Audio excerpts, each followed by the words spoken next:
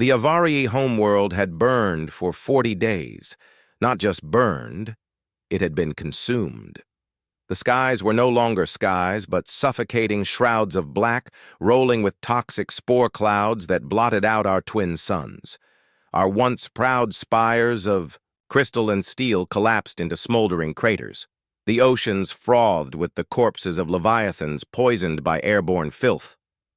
The Harvox swarm, endless chitin-armored nightmares with acid for blood, had swept across our defenses like a tide of living fire. Our fleet was shattered, our cities drowned beneath crawling seas of mandibles and claws. Every defensive line we had built, every bastion of civilization, collapsed under their relentless advance.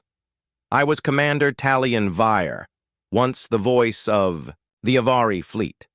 I had stood before councils and promised that we could hold, that our defenses were strong, that the swarm would break against our courage. Now, I was little more than a messenger of surrender, carrying words that tasted like ash. We had nothing left but refugees. Our soldiers were gone, consumed by mandibles or dissolved in pools of acid. Every day we watched more children vanish into smoke and silence. In desperation, we had cast our pleas into the stars, messages encoded in every tongue we knew, begging the core worlds for aid. Pleas to the great powers of the galaxy, whose fleets stretched across constellations, whose armies numbered in the billions. Most ignored us. Some sent condolences wrapped in hollow words of sympathy. Others warned us not to bring our plague to their borders. And then, one message came back. It was short, 4 words. "We're coming. Hold on." I stared at the transmission for hours, replaying it again and again, as if the meaning would shift with each repetition. The sender, a species whose name lingered like a whispered curse in war rooms and cautionary tales, humans, Deathworlders, born on a planet where storms could shatter mountains, where predators stalked prey with cunning intelligence, where even the plants reached for flesh with venom and thorns. They were a species so impossibly violent and resilient that their existence was studied more as a threat than as an ally. They weren't diplomats. They weren't peacekeepers. They were problem solvers, in the most brutal sense imaginable. And yet, when they arrived, it wasn't fleets or legions. 7 of them came. Just 7. When I first saw them disembark from their vessel, I almost laughed through my grief. Their bodies were small compared to the towering bulk of the Avari. Their armor was scarred, their weapons mismatched, nothing like the sleek war machines of the core fleets. What can so few do against a swarm of billions? I had asked bitterly.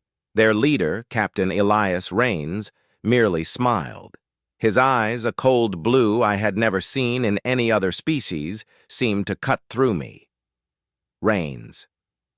"We're not here to fight the swarm. We're here to kill its heart." Harvox's queen lay buried deep within the hive, a labyrinth of tunnels miles beneath the surface. Every passage swarmed with drones, rivers of armored bodies flowing in endless waves. No army could break through. No fleet could burn it out without, scorching the planet to its core. But the humans had not come with an army. They had brought drop pods. Their plan was madness, suicidal even. Launch from orbit, punch through the hive's crust like meteor strikes, then carve their way downward with small arms, explosives, and something they called controlled chaos, at E. The War Council, one of my advisors, nearly screamed in protest. "Advisor, this is suicide. The hive will bury you alive before you take 10 steps. Rains' second in command, a tall woman with plasma scars across her face, leaned forward and said only, "LT. Keller. Only if we're bad at it." Their confidence was unnerving. Not arrogance, not bravado, just a calm certainty that they would not fail. I tried to remind them of the numbers, of the futility, of the endless swarm. Rains only replied with a single phrase. "Billions of drones. Don't matter if the queen dies. Cut the head, the body falls. You asked for help. This is how we help. And though my people doubted them, though I doubted them, we had no other choice. From orbit, we watched. 7 burning streaks tore through the poisoned skies, glowing like falling stars. The Harvoks, sensing the intrusion, turned their eyes skyward, spore clouds thickening, wings unfolding from armored thoraxes. The pods hit like thunderbolts, striking the hive's blackened shell with explosive force. For a moment, silence.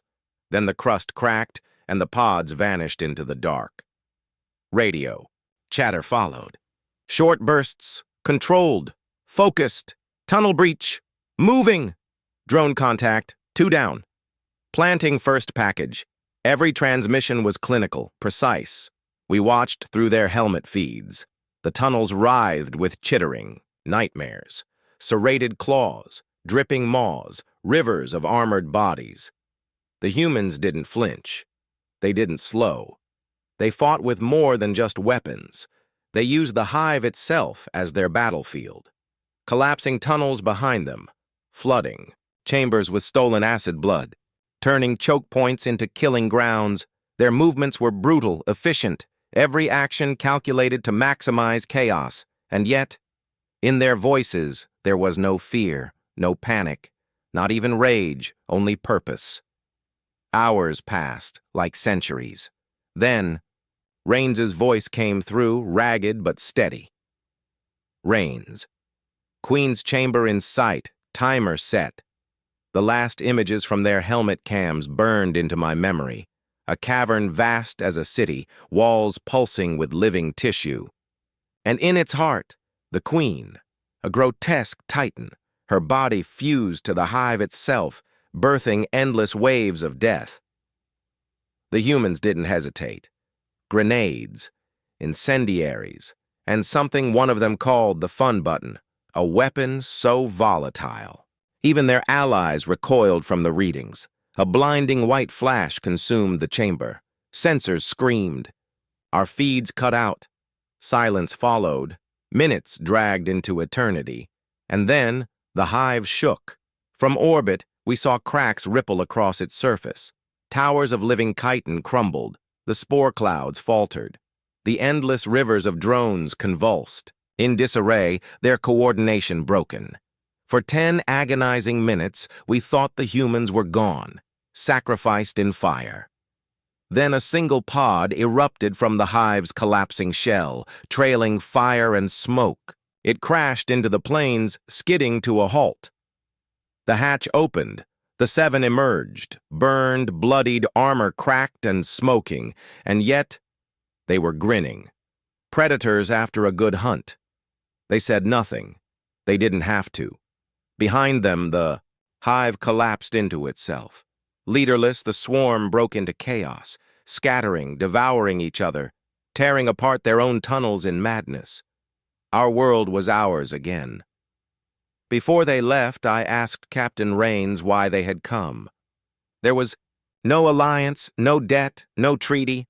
Why risk everything for strangers? He studied me with those piercing blue eyes, then answered simply, because someone asked. No speech, no demands, just those words. The 7 Deathworlders returned to their ship.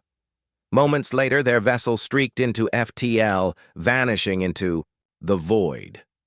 I watched them go, realization dawning like a new sun.